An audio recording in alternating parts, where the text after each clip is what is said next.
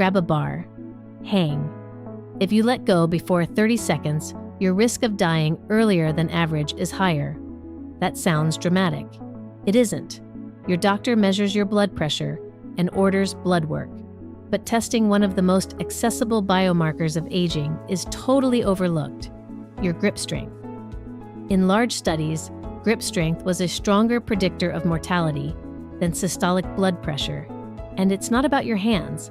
It reflects how well your brain can generate force through your body. When that signal weakens, your system is losing reserve. Your normal lab results might be hiding critical health signals. We tend to view grip strength as a vanity, something for gym goers or manual laborers. This is a fatal error. Grip strength is not just about muscle mass. It is an indicator of central motor system integrity. It is a validated physiological marker. It reflects how well your brain talks to your body, and when that signal weakens, your system is losing reserve. While standard tests miss early warning signs, your grip is already showing stress patterns. When the connection between your brain and your muscles begins to degrade, it doesn't just mean you have weak hands. It means your system is losing its ability to transmit force. Today, we'll break down why decreased grip strength is associated with increased all-cause mortality and cardiovascular death, as well as increased risk of cardiovascular disease and cognitive decline. We will also show how one simple diagnostic test, the dead hang, can be used to see if you are in the red zone for systemic decline. Large research studies have established grip strength as a robust, independent predictor of all-cause mortality. In a massive global study of 140,000 adults, every 5 kilograms drop in grip strength increased mortality risk by 16%. In another study of 500,000 participants, men with the lowest grip strength showed 20 to 70% higher mortality compared to those with strong grip. Weak grip was associated with accelerated biological aging. This is not about hands, it is about systemic integrity. Why is the signal so strong? Because grip strength reflects how well your nervous system, muscles, and vascular system function under load. It's a stress test for your entire system. Your body prioritizes the core, the heart, the lungs, and the brain. When under stress and systemic resources begin to dwindle, whether through chronic inflammation, mitochondrial dysfunction, or sarcopenia, the body pulls resources inward.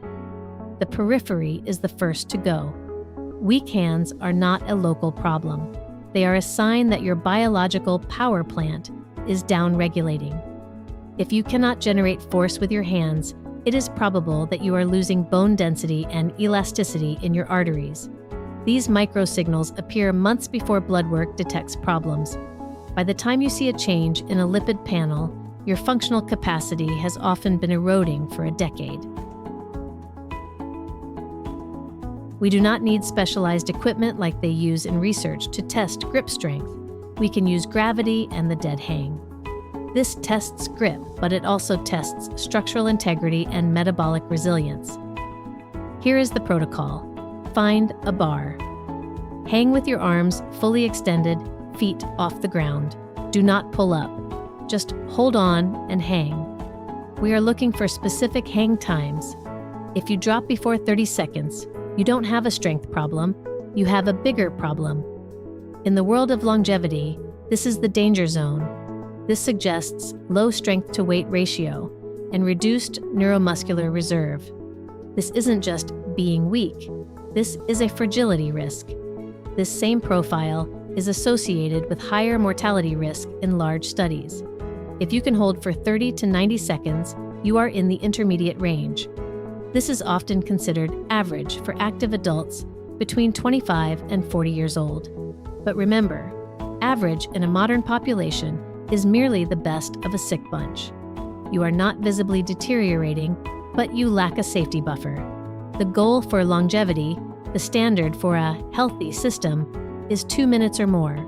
At 2 minutes, you have demonstrated that your connective tissue, your muscular endurance, and your central nervous system have substantial physiological reserve. This test is brutal because it eliminates leverage. You cannot cheat gravity. When you fall, it is because your nervous system has reached failure.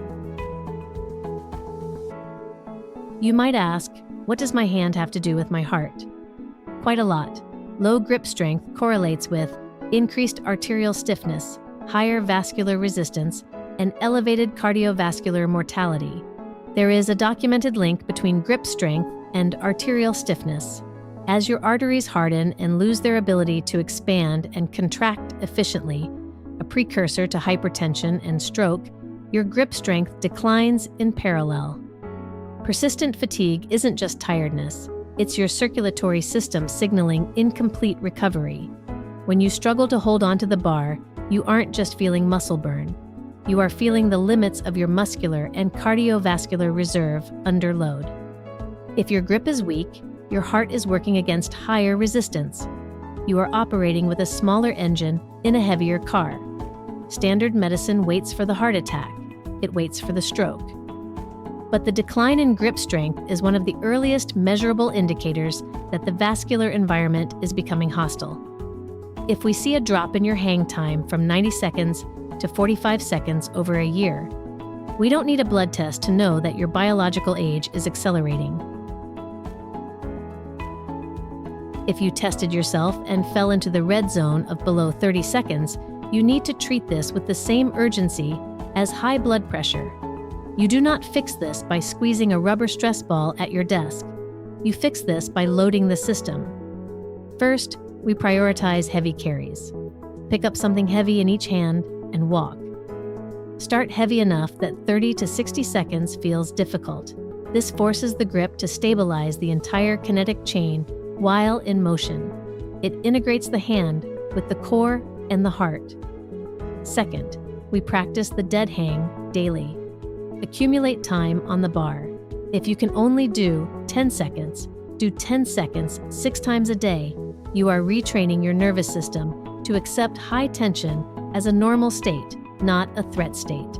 Adequate protein intake, sleep optimization, and cardiovascular aerobic conditioning are also critically important.